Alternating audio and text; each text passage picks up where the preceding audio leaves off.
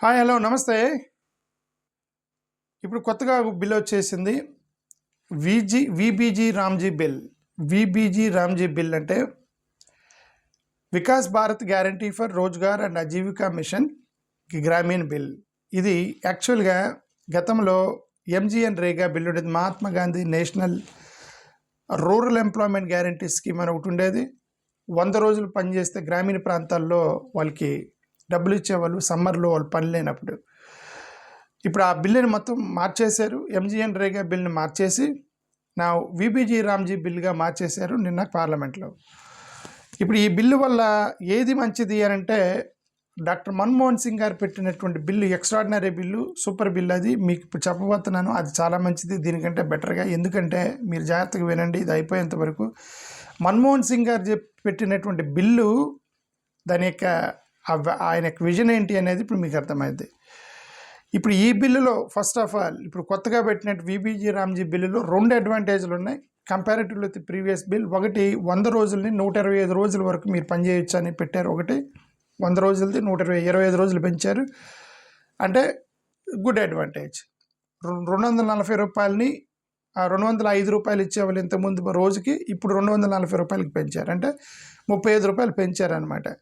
ఈ యొక్క గ్రామీణ ప్రాంతాల్లో కరువు పని అంటారు. ఓకే, ఈ కరువు పని అంటారు గ్రామీణ ప్రాంతాల్లో. ఇది కరువు పనికి సంబంధించినటువంటిది 240 రూపాయలు పర్ డే ఇస్తారనమాట ఇక్కడి నుంచి. సో ఈ 2 అడ్వాంటేజెస్ కొత్తగా వచ్చినటువంటి బిల్లు. కానీ అపోజిషన్ వాళ్ళు కొన్ని ఆర్గ్యుమెంట్స్ చేస్తున్నారు. అపోజిషన్ వాళ్ళు ఆర్గ్యుమెంట్ చేసేది ఏంటంటే, ఒకటి ఫస్ట్ మహాత్మా గాంధీ పేరు ఎత్తేసారు. ఈ మహాత్మా గాంధీ ఎంజీఎన్ఆర్ రేగా దాంట్లో మహాత్మా గాంధీ అనే పేరుంది. ఇప్పుడు వచ్చిన దాంట్లో విబీజీ రామ్జీ బిల్ అని ఉంది. విబీజీ రామ్, ఆర్ఏఎం అని మధ్యలో వస్తుంది, రామ్ పేరు వస్తుంది. Rozgar and Ajeevika mission RAM అని పెట్టారనమాట. ఇక దాని గురించి ఇప్పుడు ప్రతిపక్షాలు గట్టిగా మాట్లాడతలేదు. ఎందుకంటే శ్రీరాముడి పేరు వస్తుంది మధ్యలో, రామ్ అని. ఇప్పుడు ఎక్కువగా మాట్లాడితే మీరు రాముడు అంటే ఇష్టం లేదు, మీకు రాముడు అంటే గౌరవం లేదని చెప్పి వాళ్ళు బీజేపీ వాళ్ళు తగులుతారని వీళ్ళెవరు దాని గురించి మాట్లాడతలేదు. ఇదంతా రిలీజియన్ సెంటిమెంట్ వచ్చేసి దాన్ని ఇరికిచ్చారు అక్కడ రామ్ అనే పేరుని. కాబట్టి ప్రతిపక్షాలు దాని గురించి మాట్లాడతారు. బట్ వాళ్ళు ఏం మాట్లాడుతున్నారు, మహాత్మా గాంధీ పేరు ఎందుకు తీసేశారని అడుగుతున్నారు. ఓకే, రామ్ అనే దాన్ని మేమేం మాట్లాడతలేదు, బట్ మహాత్మా గాంధీ పేరు ఎందుకు తీసేశారనేది వాళ్ళు బేసిక్గా అడిగేటువంటి ప్రశ్న. ఓకే, మహాత్మా గాంధీ లీగసీని మీరు తీసేయడానికి ట్రై చేస్తున్నారు. మీరు విదేశాల్లోకి వెళ్ళిన తర్వాత అక్కడ మహాత్మా గాంధీ విగ్రహాలు పెట్టి అక్కడేదో ట్రిబ్యూట్ చేయడానికి ట్రై చేస్తున్నారు, ఫాదర్ ఆఫ్ నేషన్గా విదేశాల్లో చెప్తున్నారు. బట్ ఇక్కడ అతని యొక్క లీగసీని దొక్కేస్తున్నాడని మల్లికార్జున ఖర్గే అన్నాడు నిన్న. బీజేపీ ఆర్ఎస్ఎస్ కుట్ర చేశారు మహాత్మా గాంధీ యొక్క లీగసీని తీసేయడానికి అని నిన్న మల్లికార్జున ఖర్గే గారు చేసిన స్టేట్మెంట్. ఓకే, అయితే right to work as a legal entity అనేది తీసేశారు. ఇప్పుడు గతంలో అసలుకి మన్మోహన్ సింగ్ గారు ఈ స్కీమ్ ఎందుకు పెట్టారు? మన్మోహన్ సింగ్ గారి యొక్క స్కీమ్ విజన్ ఏంటి అంటే, సమ్మర్లో వాళ్ళకి పంట పండవు, గ్రామీణ ప్రాంతాల్లో రూరల్ పీపుల్కి వర్క్ ఉండదు సమ్మర్లో. ఎందుకంటే పొలాలు పండవు, కూలి పని చేసుకునే వాళ్ళకి. సో వాళ్ళ గవర్నమెంట్ మేము ఇస్తామంది సమ్మర్లో, మీకు పని లేనప్పుడు మేము పని కల్పిస్తామనేది మేజర్ వర్క్. అదే ఈ పని కల్పిస్తామన్నది రైట్ టు వర్క్ అనేటువంటి ఒక లీగల్ ఎంటైటిల్మెంట్ పెట్టాడు మన్మోహన్ సింగ్. అంటే right to speak, right to education, అలాగే రైట్ టు వర్క్ అనేది ఒక లీగల్ ఎంటైటిల్మెంట్. ప్రతివాడికి మీరు పని కల్పించాల్సిందే అనేటువంటి ఒక 100% గ్యారంటీ వర్క్ అనమాట అది. రైట్ టు ఎడ్యుకేషన్ అంటే ఏంటి? ఎవడైనా సరే నేను చదువుకుంటానంటే మీరు వాడికి 100% ఏదో ఒక స్కూల్లో అడ్మిషన్ ఇవ్వాల్సిందే అనేది రైట్ టు ఎడ్యుకేషన్. ఎందుకంటే సీట్లు అయిపోయినాయి, లేదు మీరు చదువుకోవడానికి లేదు, ఎవరిని కూడా డెనీ చేయకూడదు, రైట్ టు ఎడ్యుకేషన్. ఇప్పుడు అలాగే ఇది right to work Manmohan Singh పెట్టింది. మీరు ఎట్టి పరిస్థితుల్లో ఎవడైనా సరే ఇదిగోండి నాకు తినడానికి లేదు, నాకు పని కల్పించండి అంటే మీరు 100 డేస్ మీరు పని కల్పించాలనేది రైట్ టు ఎంటైటిల్మెంట్. ఆ రైట్ టు ఎంటైటిల్మెంట్ తీసేసరి ఈ బిల్లులో వీళ్ళు కేవలం ఒక గవర్నమెంట్ స్కీమ్గా ఇంట్రడ్యూస్ చేయబోతున్నారు. అంటే వాళ్ళకి ఇష్టం ఉంటే స్కీమ్ పెడతారు, లేదంటే ఎత్తేస్తారు. వాళ్ళకి డబ్బులు ఫైనాన్షియల్ బర్డెన్ వస్తే ఉంచుతారు, లేదంటే తీసేస్తారు. వాళ్ళకి ఇక్కడ పని లేదంటే పెడతారు, లేదంటే ఎత్తేస్తారు. సో ఇదంతా కూడా మొత్తం సెంట్రల్ గవర్నమెంట్ అంటే రైట్ టు వర్క్ అనేదాన్ని లీగల్ యొక్క ప్రొవిజన్ ఎత్తేసారనమాట ఈ బిల్లు. మరి ఇదంతా ప్రమాదం మరి పేద ప్రజలకి. నేను అందుకే చెప్పాను, డాక్టర్ మన్మోహన్ సింగ్ గారు పెట్టినటువంటి ఎంజీఎన్రేగా యొక్క స్కీమ్ అనేది చాలా వండర్ఫుల్ స్కీమ్ అని అందుకే అంది. ఎందుకంటే అసలు లీగల్ వర్క్ అనేది లేపేశారనమాట. ఇప్పుడు ఇంకంతా కూడా వాళ్ళ విల్ అండ్ విష్కి వెళ్ళిపోయింది, గవర్నమెంట్ విల్ అండ్ విష్కి. ఓకే, తర్వాత ఇంకొకటి, గతంలో ఆయన మన్మోహన్ సింగ్ గారు పెట్టింది demand driven access. Demand driven అంటే అదే చెప్తున్నా. ఇప్పుడు ఒక గ్రామంలో 500 మంది ఉన్నారనుకోండి పేదోళ్ళు, 500 మంది. ఇప్పుడు ఎందుకంటే మేము 500 మంది వస్తాం పని చేయడానికంటే 500 మందికి మీకు ఉద్యోగం కల్పించాల్సిందే. అదే ఎంజీఎన్రేగా చేసి పెట్టిన ఆ స్కీమ్లో మన్మోహన్ సింగ్ అదే. ఇప్పుడు మెయిన్ ఎయిమ్ ఏంటి మన్మోహన్ సింగ్ గారిది? అందరికీ సమ్మర్లో భోజనం పెట్టాలనేది ఆయన ఎయిమ్. ఓకే, ఇప్పుడు వీళ్ళు దాన్ని మార్చేశారు. ఇది అవుట్పుట్ బేస్డ్గా మార్చారు. అవుట్పుట్ బేస్డ్ అంటే మీరు 100% ఎక్కడో సార్ పని చేసి ఒక అవుట్పుట్ చూపించాలి. రోడ్ వేయాలి, రోడ్ 100% వేసినట్టు చూపించాలి. మీరు అవుట్పుట్ చూపించకపోతే ఇక్కడ ఇంకవన్నీ కట్టేలైపోతాను. రేషన్ జాబ్ కార్డ్స్ మొత్తం కూడా కట్ చేస్తూ పోతుంటారు. ఇది పని జరగట్లేదు, అక్కడ పని లేదు వీళ్ళకి. అంటే ఇదేమైంది, పేదలకు హెల్ప్ చేద్దాము అనేది కాస్త డైవర్ట్ అయిపోయి పని చేయించుకుందాం అనే దాకా వచ్చింది. రెండింటికి తేడా ఉంది. ఎందుకంటే సో వాడికి ఆకలి అవుతుంది, అన్నం పెడదాం అనేది వేరు. సరే నీకు అన్నం పెడతాను కదా, ఒక పని చేయరా అనేది. అక్కడ ఫోకస్ అన్నం పెట్టడం మీద పని చేయటం కాదు. ఒకవేళ పని లేకపోయినా అడుగు భోజనం పెడతారు. ఇప్పుడు మీరు దాన్ని పని యొక్క ఫోకస్డ్గా మార్చారు. ఇదిగో నాకు ఇక్కడ పని ఉంది, నువ్వు వచ్చి పని చేస్తే నీకు జీతం ఇస్తా. ఇక్కడ పని లేకపోతే ఇంక నువ్వు అవసరం లేదు.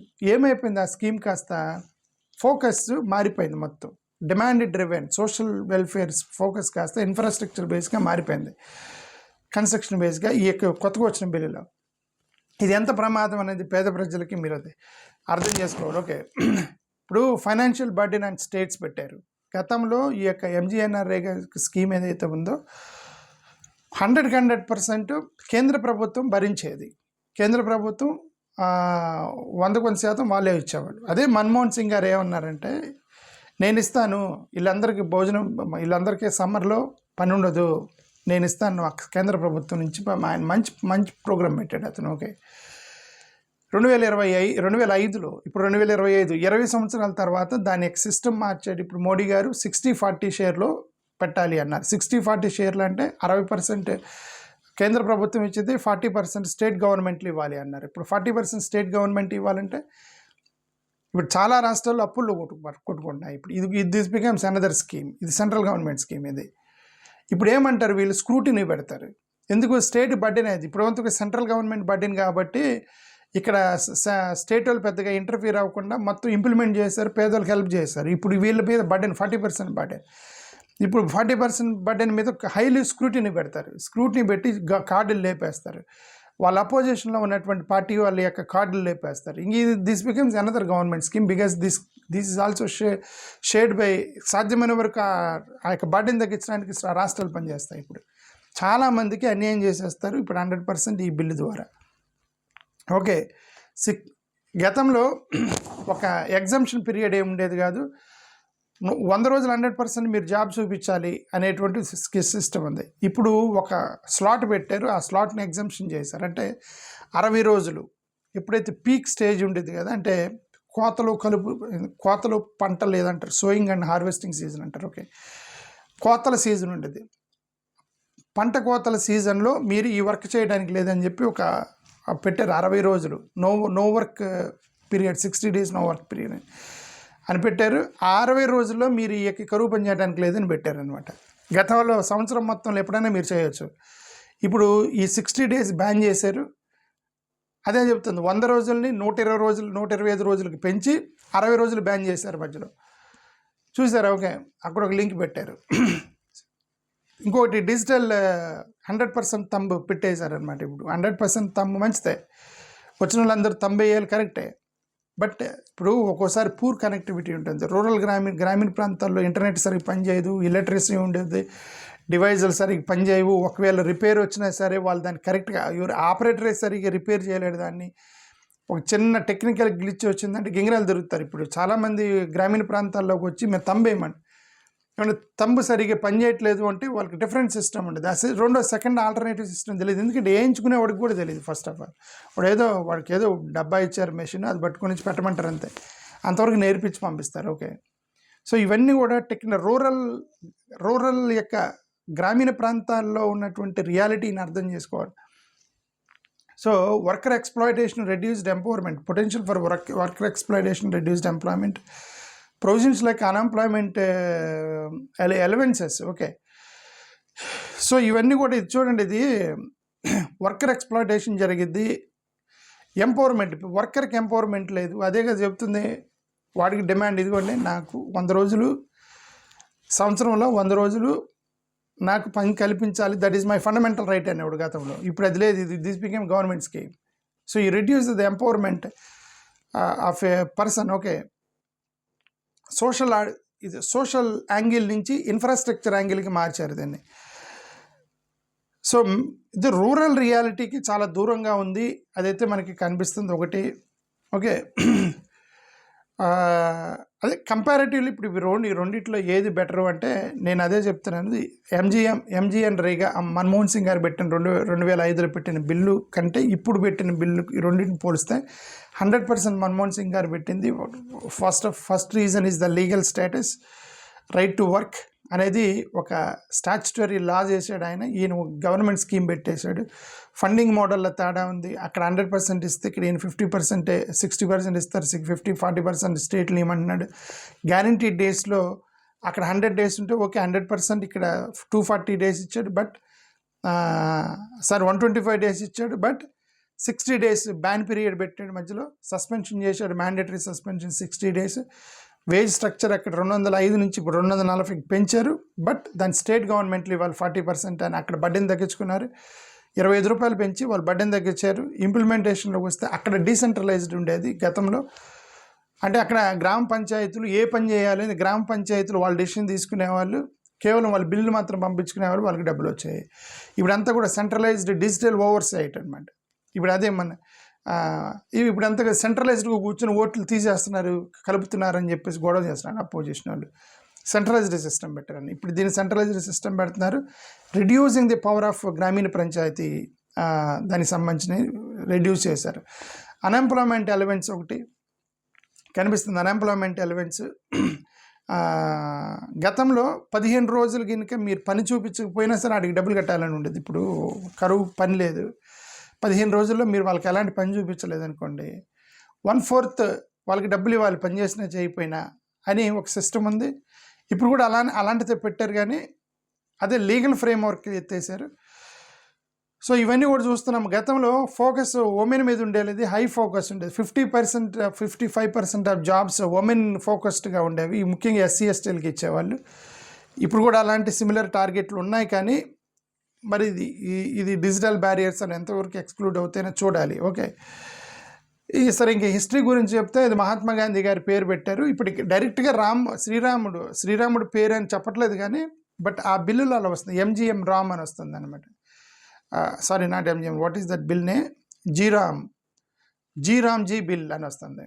సో మధ్యలో రామ్ అనే పదం వస్తుంది. వాళ్ళు చెప్పట్లేదు శ్రీరాముడి గారి పేరు మీద పెడుతున్నామని చెప్పట్లేదు, బట్ పేరైతే కనిపిస్తుంది మధ్యలో. ఓకే, అది మహాత్మా గాంధీ పేరు ఎత్తేసి ఇది ఏం పేరు పెట్టారు అనేది ఒకటైతే అర్థమవుతుంది. Over reduced rural poverty by 32%, aim of the MGN Rega Manmohan Singh గారు పెట్టిన దానికి 32% పావర్టీని మనం తగ్గించాలి అనేది వాళ్ళ యొక్క ఎయిమ్. ముఖ్యంగా క్రైసిస్ లాంటి, కోవిడ్ లాంటి క్రైసిస్ అట్లాంటి పీరియడ్లో ఇది బాగా ఉపయోగపడింది అనమాట. వాళ్ళు పని చేసినా పని చేయకపోయినా 1/4 జీతాలు ఇచ్చేవాళ్ళు సమ్మర్లో. ఓకే, బట్ ఇప్పుడు ఇదంతా కూడా ఇన్ఫ్రాస్ట్రక్చర్ అలైన్మెంట్ అయిపోయింది.